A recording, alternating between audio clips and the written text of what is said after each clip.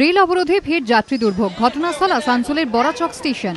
স্থানীয় বাসিন্দাদের দাবি, কয়েক বছর আগে 1 এবং 3 নম্বর প্ল্যাটফর্মের মধ্যে একটি ওভারব্রিজ তৈরির কাজ শুরু হয়, কিন্তু কিছুদিন পর কোনো এক অজানা কারণে সেই কাজ বন্ধ হয়ে যায়। তাদের অভিযোগ, বারবার রেল কর্তৃপক্ষকে জানিয়েও কোনো লাভ হয়নি। অবিলম্বে নির্মীয়মান ওই ওভারব্রিজের কাজ শেষ করার দাবিতে শনিবার বড়াচক স্টেশনে অবরোধে বসেন কয়েকশো স্থানীয় বাসিন্দারা। লাইনেও বসে পড়েন কয়েকজন বিক্ষোভকারী। আগের বার অ্যাক্সিডেন্ট হয়েছে 6 মাস আগে।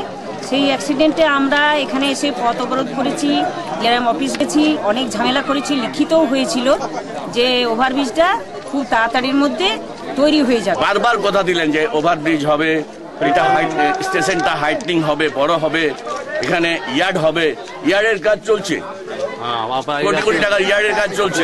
আপনারা যদি আগে থেকে যান দেখতে পাবেন, কিন্তু এই কাজটা হচ্ছে না। রেল অবরোধের জেরে কয়েক ঘন্টা আটকে থাকে up Poorva express, down Amritsar express, Tata Danapur express, Howrah Dhanbad double decker, down Janshatabdi express, Jammu Tawi express, Sealdah Rajdhani express. বিভিন্ন স্টেশনে দীর্ঘক্ষণ দাঁড়িয়ে থাকে বেশ কয়েকটি প্যাসেঞ্জার ট্রেন। চরম দুর্ভোগের শিকার হন যাত্রীরা। বন্ধ একবারে সমর্থন করা যাবে না, বন্ধ একবার মানুষের সম্পূর্ণ বিরোধী।